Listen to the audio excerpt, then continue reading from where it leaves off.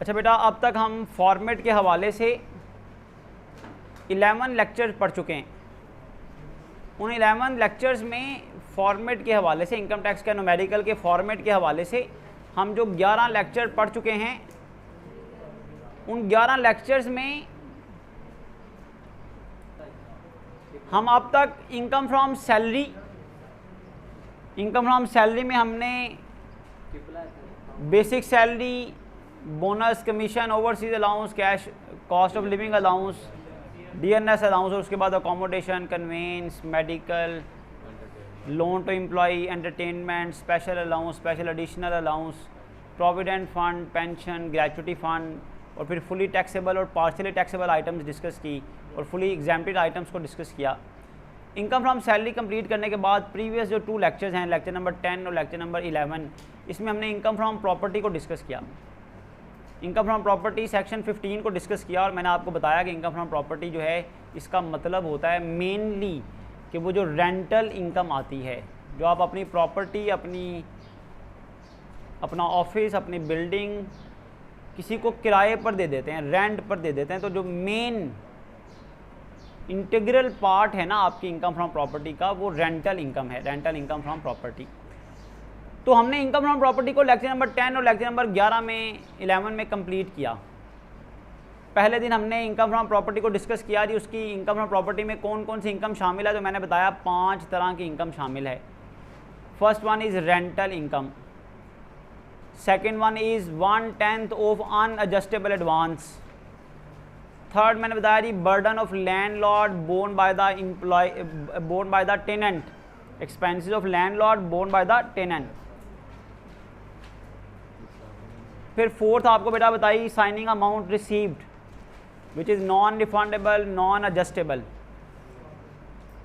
तो ये वो प्रॉपर्टी इनकम थी। जो इसके अलावा 5वीं हमने डिस्कस की थी टोकन मनी फॉरफिटेड, तो ये वो इनकम फ्रॉम प्रॉपर्टी थी जो हमने डिस्कस की। फिर मैंने लास्ट लेक्चर नंबर 11 में बताया जी वो आइटम्स हैं जो इंडिविजुअल सैलरीड पर्सन की इनकम फ्रॉम प्रॉपर्टी को टैक्स कैलकुलेट करने में जिनका लिंक है या जिनका रिलेशन नहीं है, तो वो एक्सपेंडिचर बताए भाई, इन एक्सपेंडिचर को डिडक्ट करना अलाउड नहीं है, वो भी बताए। फिर आपको बताया भाई कि प्रीवियस ईयर का प्रॉपर्टी का लॉस एडजस्टेड नहीं होना, वाटर चार्जेस की कोई ट्रीटमेंट नहीं है।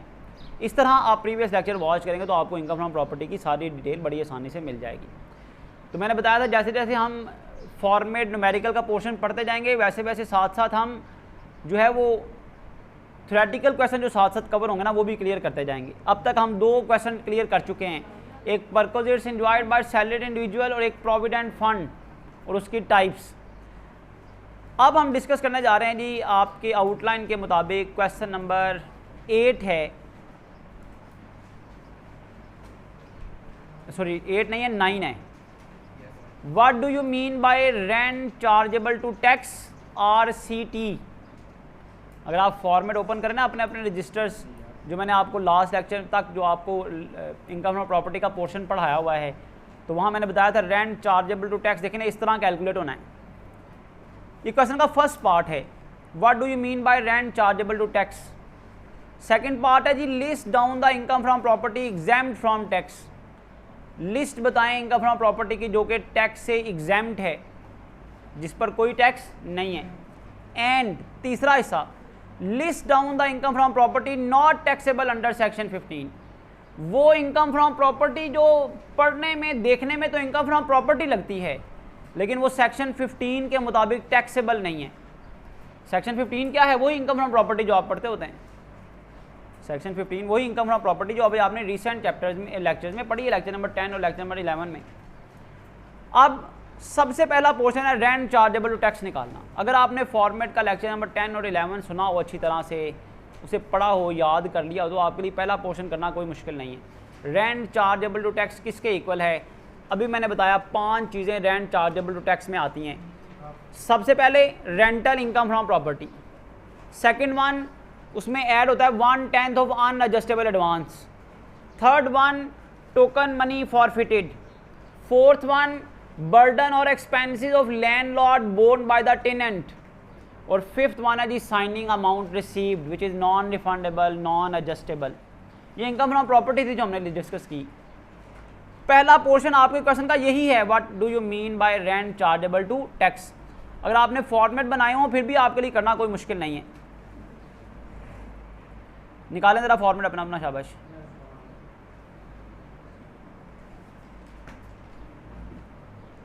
निकालें ज़रा फॉर्मेट, मैंने पॉज किया हुआ ज़रा।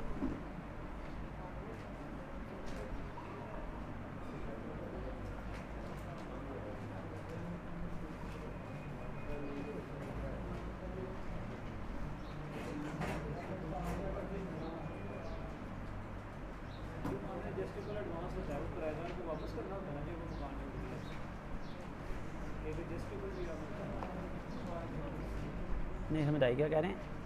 एक आपने बताया था एडजस्टेबल एडवांस, ब्रेक एडजस्टेबल। हाँ, एडजस्टेबल एडवांस की बेटा कोई ट्रीटमेंट नहीं होती। क्यों बोला? क्योंकि एडजस्टेबल का मतलब अलग होता है, वो उसने एडवांस जमा करवा दिया ना आपको, तो वो कहता जी मैं हर महीने अपने फॉर्मेट में देखें शाबाश, सबसे पहले लिखी हुई थी रेंटल इनकम फ्रॉम प्रॉपर्टी, जो मैंने लेक्चर नंबर 10 में करवाया था। Taxable income from gifted property, तो उसमें ऐड करवाया था जी amount of token money forfeited, then 1/10 of unadjustable advance received not taxable in case of open plot।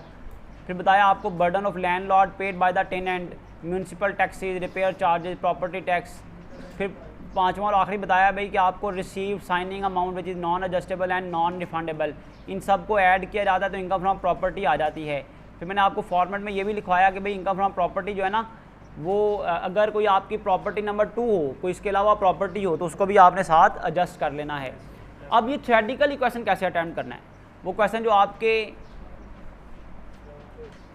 Format में क्वेश्चन नंबर 9 है, what do you mean by rent chargeable to tax, list down the income from property exempt from tax and also list down the income from property not taxable under section 15।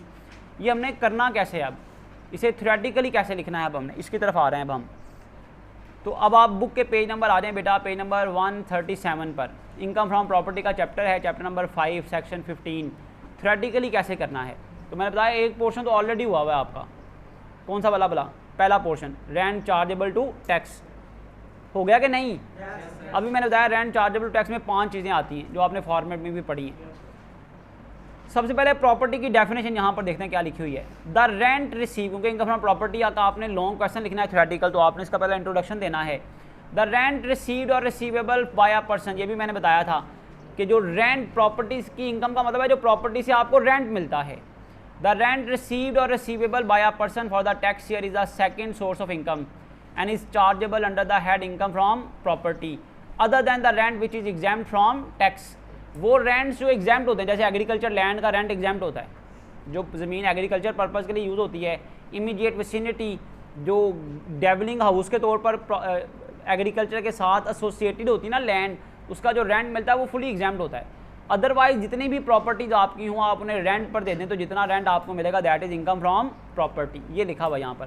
Property का मतलब है means constructed building और land. Property का मतलब है तामीर शुदा घर या ज़मीन, बिल्डिंग किसे कहते हैं? बिल्डिंग उसे कहते हैं जहाँ पर ईंटों के साथ, सीमेंट के साथ, कंक्रीट के साथ कोई स्ट्रक्चर बना होता है। कहता जी मीन्स ब्लॉक ऑफ ब्रिक, ईंटों का ब्लॉक, ईंटों का ढांचा, और स्टोन या पत्थर का कवर्ड बाय रूफ, जिसकी छत होती है, उसको क्या कहा जाता है? ये बिल्डिंग है। और लैंड मतलब वेकेंट प्लॉट।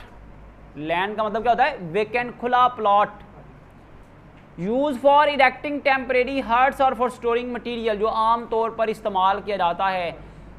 आरजी हट बनाए जाते हैं, रिहाइश गाहें बनाई जाती हैं, पनाह गाहें बनाई जाती हैं खुली ज़मीन पर, या स्टोरिंग मटेरियल, या मटेरियल को स्टोर करने के लिए खुली जगह इस्तेमाल की जाती है, चीज़ों को रखने के लिए गोदाम के तौर पर इस्तेमाल की जाती है। ये तो प्रॉपर्टी का मतलब हो गया। अब रेंट का मतलब क्या है? Rent means any amount received और receivable by the owner of the land. Rent का मतलब है वो रकम जो रिसीव हो या रिसीवेबल हो by the owner of the land, जो लैंड का मालिक रिसीव करे या रिसीव करने वाला हो, for its use or right to use its occupation, इसको इस्तेमाल करने की वजह से या इसका इस्तेमाल किसी को देने की वजह से, इसको इस्तेमाल का इख्तियार किसी को देने की वजह से जो रेंट उसको बदले में मिलता है, रिसीव्ड और रिसीवेबल हो, that is called rent. The amount shall not be less than fair market rent. ये बात ज़रा जहन में बिठा लें। टैक्स पर्पस के लिए जब आपने रेंट कैलकुलेट करना है ना, तो ये नहीं देखना कि रेंट एक्चुअली कितना है, एक्चुअली कितना रेंट आप ले रहे हैं इससे फर्क नहीं पड़ता। टैक्स पर्पस के लिए रेंट लिया जाता है फेयर मार्केट रेंट। मतलब अगर आप किसी दोस्त को, रिश्तेदार को, जानने वालों को, या वैसे कोई बंदा शख्स धोखाधड़ी से रेंट कम लिख दे, ले रहा हो 1 लाख महाना, लिखे जी मैं 70,000 महाना ले रहा हूँ या 20,000 दे रहा हूँ, टैक्स वाले कहते हैं हमें इससे कोई कंसर्न नहीं, जितना मर्जी रेंट लें आप, ज़्यादा लें या कम लें, जो आपकी इनकम कैलकुलेट होनी है जिस पर टैक्स लगना है, that is fair market rent. Market में पाया जाने वाला, चलने वाला फेयर मार्केट रेंट, उसकी बुनियाद पे रेंट आपसे टैक्स लिया जाएगा। चाहे आप 1,20,000 रेंट ले रहे हो, अगर मार्केट रेंट 1 लाख चल रहा है तो आपसे 1 लाख के हिसाब से टैक्स लिया जाएगा। कोई बताना चाहे तो ज़्यादा बता के टैक्स दे सकता है, लेकिन आमतौर पर लोग ऐसा नहीं करते। तो रेंट का मतलब हो गया जो आप अपनी प्रॉपर्टी का इस्तेमाल किसी को दे देते हैं ना, इख्तियार किसी को दे देते हैं कि वो इस्तेमाल कर ले आपकी प्रॉपर्टी, दैट इज़ कॉल्ड, उसके बदले में जो रकम मिलती है दैट इज़ कॉल्ड रेंट। अब पहला हिस्सा है जी रेंट चार्जेबल टू टैक्स किसे कहते हैं। ये आप सेम टू सेम वो लिख सकते हैं जो मैंने अभी आपको फॉर्मेट में लिखवाया है, लाइंस ना लगाएं, अलग से 5 हेडिंग दे दें। 5 हेडिंग कौन सी? Rental income from property, second 1/10 of unadjustable advance, third one is token money forfeited, fourth one is burden of landlord borne by the tenant, और 5वां था साइनिंग अमाउंट रिसीव्ड। ये सेम टू सेम आपका पहला हिस्सा वही हो जाएगा। तो इस क्वेश्चन का पहला हिस्सा आपने कहाँ से लिखना है, जो आपको फॉर्मेट मैंने बताया है, ये देख लें आपके सामने स्क्रीन पर भी आपको नज़र आ रहा है, रजिस्टर्स पर आपने नोट भी किया होगा। सबसे पहला उसमें rental income from property, second है जी टोकन मनी फॉरफिटेड। इतना हिस्सा सिर्फ लिखें थ्योरी बनाकर, लाइनें लगा के फॉर्मेट बनाने की ज़रूरत नहीं है। थ्योरी बनाकर आप हेडिंग दें 5 rental income, unadjustable advance, expenses of landlord borne by the tenant, ये हेडिंग दे देना। उसके बाद साइनिंग अमाउंट रिसीव्ड, बात फॉलो कर रहे हैं, ये हेडिंग दे दें 5, और उन 5 की एक्सप्लेनेशन आपके सामने आपके पास लिखी हुई है, एज इट इज़ लिखने, दोबारा से याद करने की ज़रूरत नहीं पड़ेगी। तो ये रेंट चार्जेबल टू टैक्स आ जाएगा। एंड पे लिख दें कि जो अमाउंट आएगी उसमें से डिडक्ट करना है, लेस करना है, जैसे मैंने फॉर्मेट में आपको बताया भाई, लेस करना है जी लॉस फ्रॉम प्रॉपर्टी नंबर 2। तो पहला हिस्सा एग्जैक्टली जो आपको नज़र आ रहा है ये आपने लिखना है, यहाँ जो आपने रजिस्टर्स पे नोट किया हुआ है उसे लिखना है आपने। क्वेश्चन का फर्स्ट पार्ट तो हो गया जी, हमने ऑलरेडी भी डिस्कस किया हुआ है। कौन सा वाला भला? लेक्चर नंबर 10 में और 11 में डिस्कस किया हुआ है। ये पहला हिस्सा कंप्लीट हो गया, what do you mean by rent chargeable to tax. आगे चलें अब, नेक्स्ट है जी list down the income from property exempt from tax. List बनाएं उस इनकम फ्रॉम प्रॉपर्टी की जो टैक्स से क्या है, एग्जाम्प्ट है। ये बुक का पेज नंबर देखें जी, शाबाश, बुक का पेज नंबर है भाई 138। 138 तो काट देना आपने 138 नहीं करना आपने, ना ही 139 करना। ये ऑलरेडी मैंने आपको जो फॉर्मेट बताया वही सब चीज़ें यहाँ पर लिखी हुई हैं। आपने आना जी आप पेज नंबर 140 पर, पेज नंबर 140 पर डायरेक्ट आ जाना है। वो फॉर्मेट वाला लिखने के बाद जो फॉर्मेट आपको लिखवाया हुआ है, पहले इंट्रोडक्शन आपको मैंने बताया, बुक के पेज नंबर 136 से इंट्रोडक्शन बताया कि प्रॉपर्टी का मतलब क्या है, बिल्डिंग का मतलब क्या है, लैंड का मतलब क्या है, रेंट का मतलब क्या है। फिर आपने फॉर्मेट वाला हिस्सा लिख लिया, फॉर्मेट वाले वो 5 चीज़ें लिख ली। थर्ड वन अब हम क्या करने जा रहे हैं, list down the income from property, list down the income from property exempt from tax. ये बुक का पेज नंबर आप आ रहे हैं जी, देख लें, शाबाश। बेहतर होता है, मैंने जैसे पहले भी बताया था कि वो जो परकोजर्स का क्वेश्चन है या प्रोविडेंट फंड का क्वेश्चन है, उनको आप अपने हाथ से लिख के असाइनमेंट टाइप बना कर रख लें, ताकि आपको बुक से इस तरह पेजेस ना देखने पड़ेंगे किस पेज से कौन सी लाइन करनी है। ये खास तौर पर ये जो न्यूमेरिकल से एसोसिएटेड क्वेश्चन है, इनका खुद नोट्स बनाएं। देखिएगा नोट्स बनाते बनाते आपको याद हो जाएंगे क्वेश्चन, और पेपर में इन 6 में से 1-2 क्वेश्चन तो लाजमी आने हैं। न्यूमेरिकल से एसोसिएटेड ये जो 6 क्वेश्चन है ना, जिसमें से आज हम तीसरा करने जा रहे हैं, परकोजर्स ऑलरेडी कर चुके हैं, प्रोविडेंट फंड ऑलरेडी कर चुके हैं, ये जब हम करेंगे तो उसके बाद 3 हो जाएंगे। तो ये 5-6 क्वेश्चन टोटल बनते हैं पर न्यूमेरिकल से एसोसिएटेड। इनमें से 1-2 क्वेश्चन पेपर में ज़रूर आते हैं, बेशक पास पेपर आप देख लें। तो income from property not taxable under section 15, और ये देखिए दूसरी लिस्ट कौन सी बनी हुई है, income from property exempt from tax. जो क्वेश्चन मैंने अभी आपको दिखाया था उसमें पहला पोर्शन क्या था पता, income from property exempt from tax. तो पहले इसको पढ़ लेते हैं जी। Income from property exempt from tax. ये देखें जी, सबसे एंड पे लिखा हुआ है income from property exempt from, कि प्रॉपर्टी इनकम होगी लेकिन टैक्स से क्या होगी, एग्जाम्प्ट होगी, टैक्स से माफ होगी, उस पर कोई टैक्स नहीं होगा। उसमें सबसे पहले है income from agriculture building, income from agricultural building, ज़रूरी मकासद के लिए इस्तेमाल होने वाली बिल्डिंग पर कोई टैक्स नहीं है। उसके बाद income from property held under trust, वो प्रॉपर्टी जो किसी ट्रस्ट को आपने दी हुई है, किसी खैराती इदारे को, फलाही इदारे को दी हुई है, उसका जो रेंट बनता है वो भी फुली एग्जाम्प्ट है। Then rental value of owner's occupied residential property, आप एक मकान में रहते हैं, मालिक खुद रहता है उस मकान में, उस मकान का मार्केट का रेंट जो है ना, मार्केट में जो रेंट चल रहा है वो फॉर एग्जाम्पल 5 लाख महाना चल रहा है, 10 लाख महाना चल रहा है, 50,000 महाना चल रहा है, उस पर कोई टैक्स, क्योंकि वो प्रॉपर्टी आपने किराए पर नहीं दी हुई, आप उसमें खुद रह रहे हैं।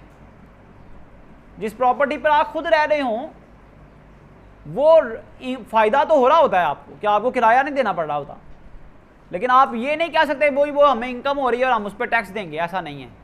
वो जिस मकान में आप खुद रह रहे हैं उसकी रेंटल वैल्यू पर कोई टैक्स नहीं है। हाँ, उसको आप किसी को किराए पर दे दें, किसी को रेंट पर दे दें तो उस पर जो है वो टैक्स लगेगा। उसके बाद rental value of owner's occupied business property, जिस तरह आप अपने ज़ाती इस्तेमाल रिहाइश के लिए मकान का इस्तेमाल करते हैं, इसी तरह अगर आप किसी मकान को, किसी बिल्डिंग को आप कारोबारी मकासद के लिए इस्तेमाल करते हैं, किसी बिल्डिंग को अगर आप कारोबारी मकासद के लिए इस्तेमाल करते हैं तो उसकी रेंटल वैल्यू पर भी कोई टैक्स नहीं है। हाँ, किसी थर्ड पर्सन को, किसी अदर पर्सन को आप किराए पर दे दें तो वो जो किराया मिलेगा उस पर टैक्स ज़रूर होगा, लेकिन अगर आप खुद बिजनेस कर रहे हैं किसी प्रॉपर्टी में खुद बिजनेस कर रहे हैं तो उसकी रेंटल वैल्यू पर कोई टैक्स नहीं है। पेज नंबर 141 पर नेक्स्ट पेज है जी, the amount receive, income from property के बारे में ये भी कानून याद रखें, 5वें पॉइंट में जो लिखा हुआ है कि income from property rental income 2 lakh से ज़्यादा होगी तो टैक्स होगा, वरना टैक्स नहीं है। तो 2 लाख तक रेंटल इनकम भी एग्जाम्प्ट है, 2 लाख तक प्रॉपर्टी इनकम भी एग्जाम्प्ट है। 2 लाख से ज़्यादा होगी तो जो ज़्यादा वाला पोर्शन है ना उस पर टैक्स लगेगा 5%। फिर डिफरेंट आगे स्लैब्स हैं, रेट्स हैं जो हम डिस्कस करेंगे इंशाल्लाह ताला। 5वां पॉइंट लिखा हुआ है the amount received as income from property by an individual, the amount received as income from property by an individual और association of person up to 2 lakh, किसी इंडिविजुअल को या किसी एसोसिएशन को अगर प्रॉपर्टी इनकम मिलती है और वो इनकम 2 लाख तक है, 2 लाख तक का मतलब है 2 लाख है या उससे कम है, अप टू का मतलब होता है 2 लाख है या 2 लाख तक है। In a year has no other taxable income under any other head will be exempt, तो उस पर कोई और टैक्स, अगर उसके इसके अलावा कोई और इनकम नहीं ना है तो उसकी प्रॉपर्टी इनकम पर कोई टैक्स नहीं लगेगा। तो 5 चीज़ें हमने डिस्कस कर ली जो इनकम फ्रॉम प्रॉपर्टी में आती हैं लेकिन एग्जाम्प्ट हैं। वो कौन सी इनकम फ्रॉम प्रॉपर्टी जो एग्जाम्प्ट है? Income from agricultural land, income from property held under trust, income rental value of owners occupied residential property, 4th है जी rental value of owners occupied business property, और 5th है जी the amount receive as income from property by an individual और association of person up to ₹2 lakh in a tax year and has no other taxable income under any other head will be exempt. Clear हो गया जी? ये question का दूसरा portion हो गया जी। तीसरा portion क्या है देखें जरा क्वेश्चन में, तीसरा पोर्शन क्या है भाई?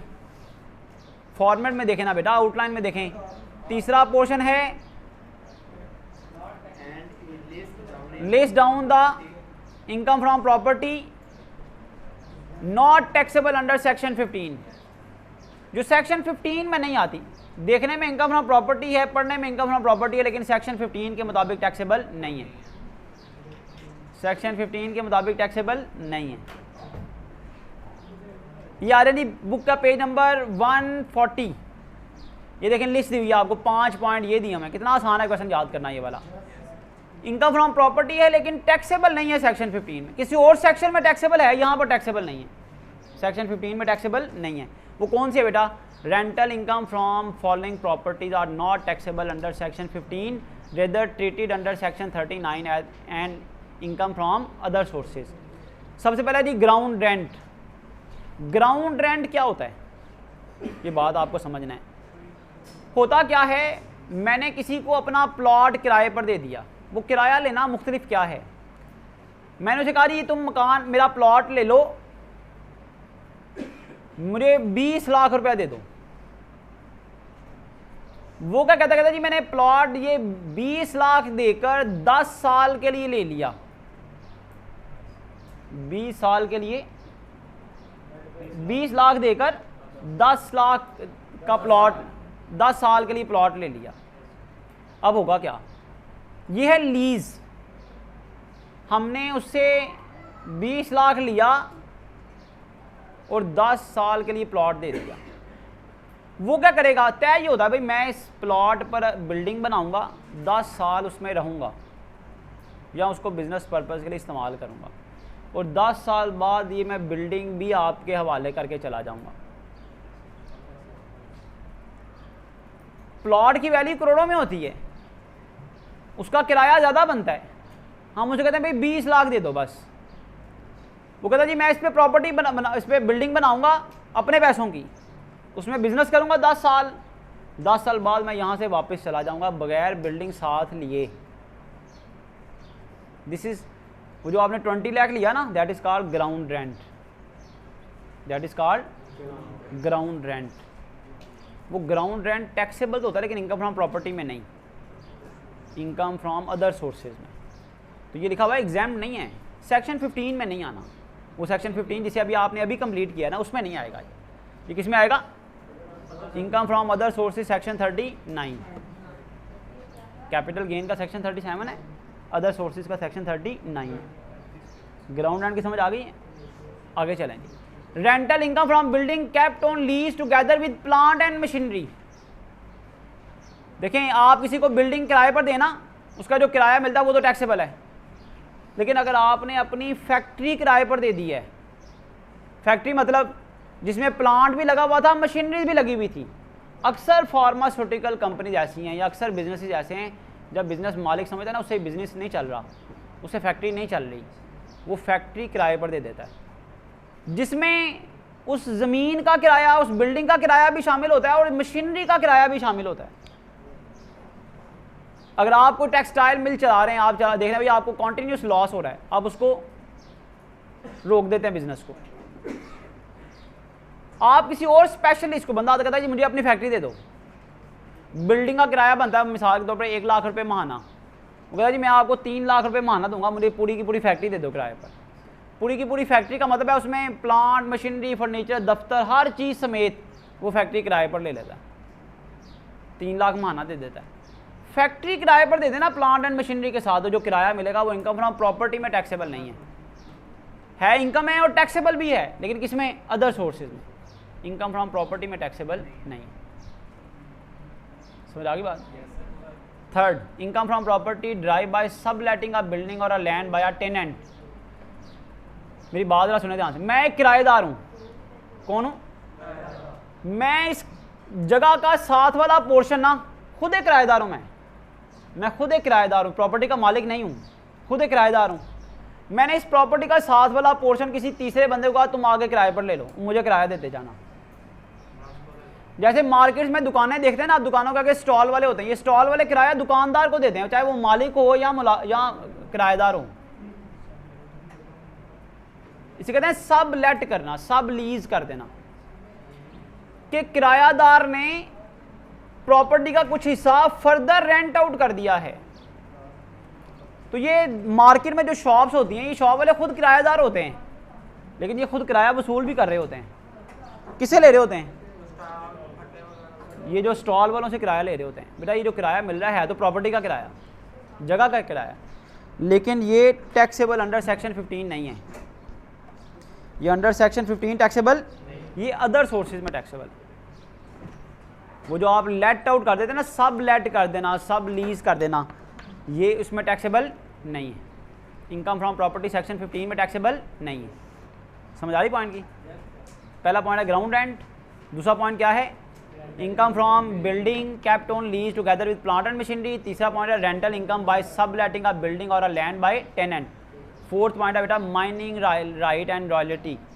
किसी को आप कानकनी करने का, खुदाई करने का इख्तियार दे दें, हुकूमत को या किसी प्राइवेट कंपनी को, कि वो आपकी ज़मीन में से खुदाई करके मादनियात तलाश करे, कोई गैस, बिजली, पानी, सॉरी बिजली कह रहा हूँ, गैस दरियाफ्त करे, या और कोई पावर, कोई कोयला दरियाफ्त करे, कोई सोना दरियाफ्त करे, कोई ढूंढे कोई चीज़ माइनिंग करके, नमकियात ढूंढे, कोई धातें ढूंढे, माइनिंग राइट दे देना।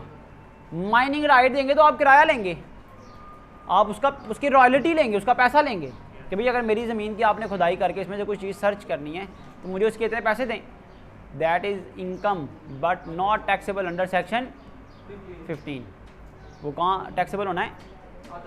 Other sources. उसके बाद है प्रोविजन ऑफ एमिनिटीज़, यूटिलिटीज़ और any other services connected with renting of building.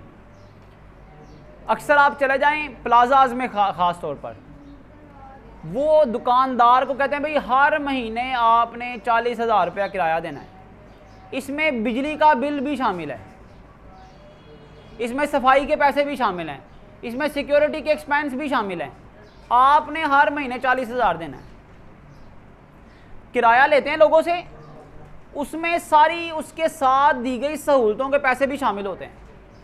जैसे पेस में था, वहाँ पर सेंट्रली एयर कंडीशन और सेंट्रली हीटेड सारा सिस्टम था, वहाँ दुकानदारों से एक किराया लिया जाता था बस, तो भाई आपने हर महीने 35,000 या 40,000 या 1 लाख देना, जिसका जितना जितना किराया था।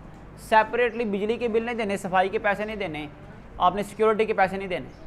वो कंपनी अपनी मर्ज़ी से एयर कंडीशनर चलाती थी या हीटर चलाती थी सर्दियों में, गर्मियों में, आपसे इजाफी पैसे नहीं लिए जाते। इसका मतलब वो जो रेंट मिल रहा होता है ना, उस रेंट में सहूलतों के पैसे भी शामिल होते हैं। तो कंपनी ने क्या करना है, जब पेस वाले अपनी इनकम फ्रॉम प्रॉपर्टी निकाले ना, मिसाल के तौर पर कोई भी अपनी इनकम फ्रॉम प्रॉपर्टी निकाले, तो वो देखे कि भाई मैंने 40,000 किराया लिया है, इसमें से किराया प्रॉपर्टी का कितना है और सहूलतों का किराया कितना है। बेटा जितना सहूलतों का किराया होगा ना वो इनकम फ्रॉम प्रॉपर्टी में टैक्सेबल। मिसाल के तौर पर हम कैलकुलेट करते हैं भाई मैंने जो दुकान किराए पर दी है उसका 40,000 किराया मैं ले रहा हूँ, उसमें से 15,000 तो मैंने किसके लिए रखा हुआ है, एसी के लिए, हीटर के लिए, सफाई के लिए, सिक्योरिटी के लिए। बनता दुकान का किराया 25,000 है, तो भाई मैं 25,000 को इनकम फ्रॉम प्रॉपर्टी में लिखूंगा और 15,000 जो मैं उससे ले रहा हूँ वो इनकम फ्रॉम अदर सोर्स में लिखूंगा।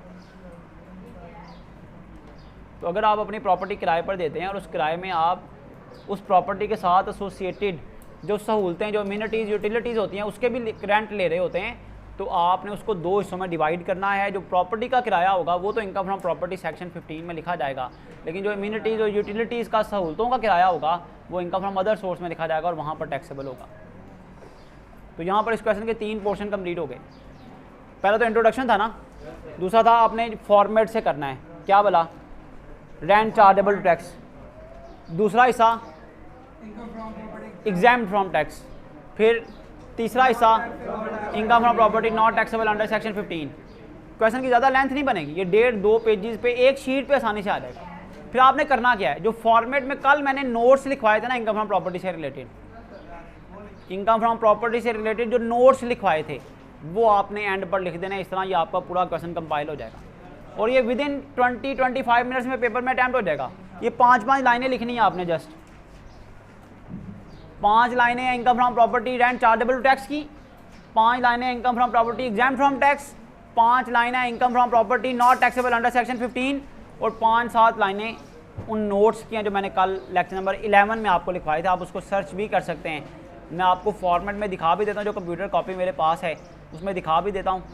अभी आपको कंप्यूटर कॉपी मैंने बताया था नहीं मिलेगी अभी, जब तक ये फॉर्मेट कंप्लीट नहीं होगा। अभी इसमें कुछ करेक्शन करने वाली बाकी है, अपडेट करने वाला इसको बाकी है, वो मैं साथ साथ कर रहा हूँ। जैसे ही कंप्लीट हो जाएगी मैं ये कॉपी आपको दे दूँगा, लेकिन ये हैंड रिटन जो फॉर्मेट है ये आपके ज़्यादा काम आएगा, इसी की बुनियाद पर आपकी तैयारी होगी। तो नोट्स बेटा जो मैंने लिखवाए थे आपने अपने पास भी लिखे हुए हैं, ये भी नोट्स लिखे हुए हैं, देख लें, आप देख सकते हैं नोट्स मैंने कल लिखवाए थे वो देखें, शाबाश। वो नोट्स आपने इसके साथ एंड पर लिख देने हैं, तो आपका ये क्वेश्चन यहाँ पर कंप्लीट हो जाएगा। इसके साथ ही हमारा ये वाला क्वेश्चन कंप्लीट हो गया जी। मैं क्वेश्चन दोबारा पढ़ देता हूँ, आपको पता चल जाए। Question number 9, what do you mean by rent chargeable to tax, list down the income from property exempt from tax, also list down the income from property not taxable under section 15।